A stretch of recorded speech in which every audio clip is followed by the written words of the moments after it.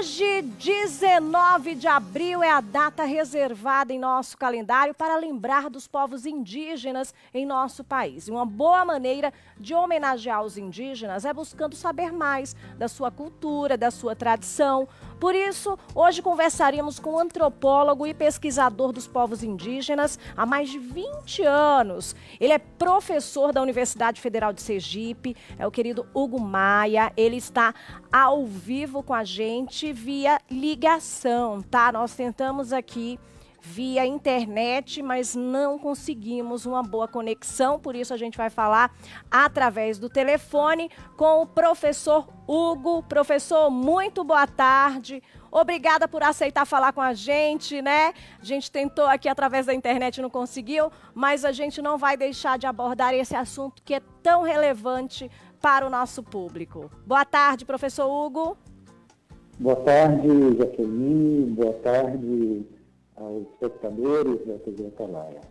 A data de hoje é um excelente pretexto, inclusive, para falarmos mais sobre os povos indígenas, né? Queria que o senhor explicasse mais, né, sobre a nossa atualidade e, claro, né, a importância desses povos aí e o respeito que a gente deve ter à sua cultura. Eu agradeço o espaço e é importante, de fato, especialmente no dia de hoje, que é o Dia do Índio, nós lembrarmos que o Brasil tem uma diversidade biológica grande, mas também uma diversidade cultural. O Brasil é um país mega diverso, tanto culturalmente quanto em termos biológicos, né? Sim. E há pelo menos 2 centenas de povos indígenas no Brasil, há uma quantidade significativa de povos isolados, que a FUNAI considera povos isolados na Amazônia, são povos que não têm um contato regular com segmentos da sociedade nacional, embora não tenha contatos, pelo menos esporádicos, com outros povos. Sim. Uma diversidade grande também em termos de língua, também em torno de 200 línguas ainda em uso, línguas indígenas. E nós temos muito que aprender com as populações indígenas, especialmente no que diz respeito à relação que elas mantêm com o meio ambiente, né? A gente sabe que uma das pautas hoje mundiais Sim. de urgência é a questão ambiental. E, na verdade, as populações indígenas vêm dando respostas equilibradas de relações harmoniosas com o meio ambiente, e eu acho que poderíamos olhar para essas respostas e procurarmos nossas próprias soluções para os problemas de degradação ambiental que ameaçam o planeta inteiro. Sim.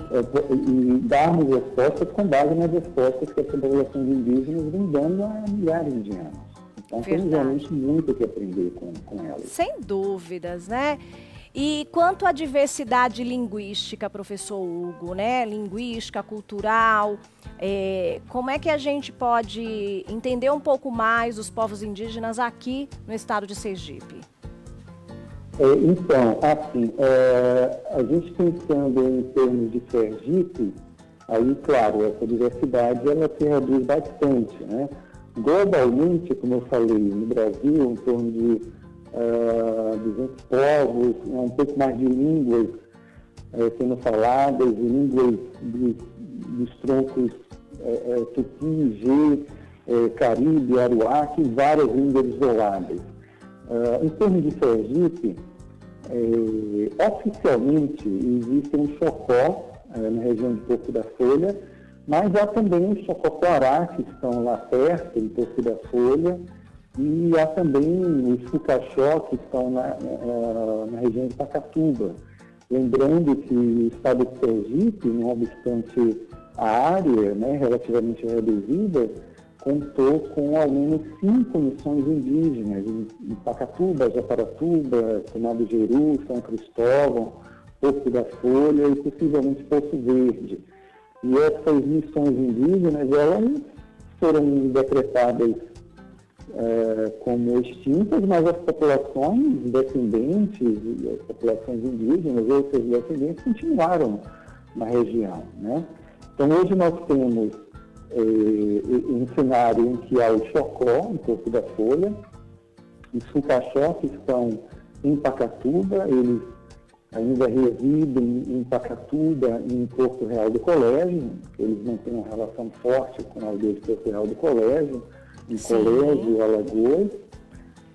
E há também os Chocoquará, que são dispersos, um pouco em Maceió, um pouco em Socorro, aqui próximo a Aracaju, e um pouco também lá em Porto da Folha, né? Sim. A diversidade linguística, aí ela estaria mais referida aos Fucaxó. Os Fucaxó têm uma origem também com o Funiô de Pernambuco. O Funiô fala uma língua indígena, que é o Iatê.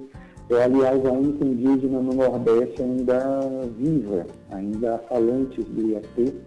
E os Fucaxó mantêm essa tradição, né? Alguns falam o Iatê. A diversidade cultural também ela é significativa, não obstante há elementos assim comuns, como o rito do Iricuri, porém com variações interessantes, né? Há também certos aspectos, vários aspectos relacionados à vida desses povos com as suas histórias específicas, que conectam a missões indígenas que sobreviveram aqui no estado de Sergipe até o final do século XIX. Sim. Inclusive, tem alguns índios que a gente, na verdade, né, alguns povos indígenas, eu falei índios, daqui a pouquinho eu vou querer que o senhor fale exatamente sobre o termo, né?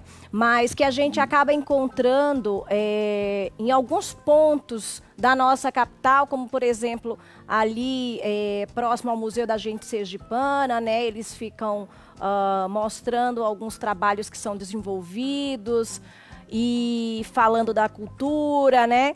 E eu queria que o senhor falasse sobre isso. Inclusive, teve a declaração da ativista Valquíria, que é a Lonan, né, que é do povo Chucuru de Pernambuco, que chamou muito a atenção porque ela falou exatamente do termo índio que a gente é acostumado a falar, né, os índios, e ela disse que, na verdade, esse uso, né, da palavra índio reduz a diversidade de uma população que não aceita mais esse lugar folclórico. E aí ela fala da importância de falar povos indígenas, que são aqueles que levam o corpo e a alma do seu território, onde quer que estejam. Eu acho que vale a gente refletir sobre isso hoje, né? Sim, perfeito, muito bem lembrado. Na verdade, o termo índio, ele surge a partir de um equívoco. A esquadra de Colombo, Cristóvão Colombo, desembarca nas Antilhas achando, no final do século XV, achando que havia chegado nas Índias. Então, deu nome equivocado aos habitantes que encontraram, né? Ele surge de um equívoco, há uma demanda realmente dentro do movimento indígena para que o termo seja evitado. E a gente, por outro lado, tratando de povos indígenas, como você bem observou, nós nos referimos a uma diversidade. É importante marcar essa diversidade. Os povos indígenas hoje no Brasil, eles estão muito bem articulados, eles mostram que não são peças do passado, são sujeitos históricos e sociais, não são crianças tuteladas. A Constituição brasileira de 88 avançou bastante nesse sentido, de dar às populações indígenas brasileiras o critério da cidadania. São cidadãos brasileiros, sim, com seus respectivos modos de vida diferenciados que a Constituição garante, mas são, antes de tudo, cidadãos brasileiros e que não precisam estar integrados culturalmente à sociedade nacional para que exerçam a sua cidadania. Podem exercer a sua cidadania, a partir da diferença cultural que eles apresentam, né? Perfeito. Esse é um avanço que a Constituição trouxe a partir de 1988. Professor, eu quero agradecer a participação do senhor aqui em nosso programa, né? Nós estamos aqui ao vivo, conversando com o professor Hugo Maia, antropólogo, pesquisador, né? Agradecer por tanto conhecimento compartilhado, tanto aprendizado, né, nesta data importante, e mesmo não conseguindo através da internet, a gente fez questão de colocar o professor através aí da ligação, pela importância dada a essa data. Muitíssimo obrigada, professor.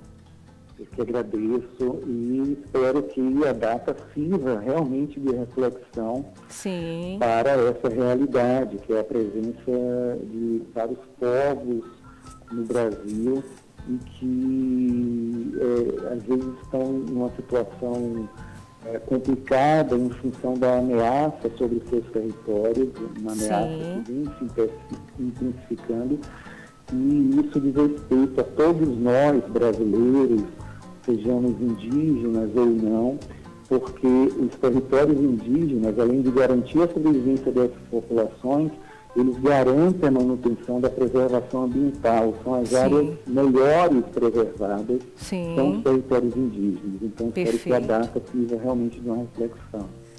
Perfeito, professor. Mais uma vez, muito obrigado. Uma excelente tarde para o senhor, tá?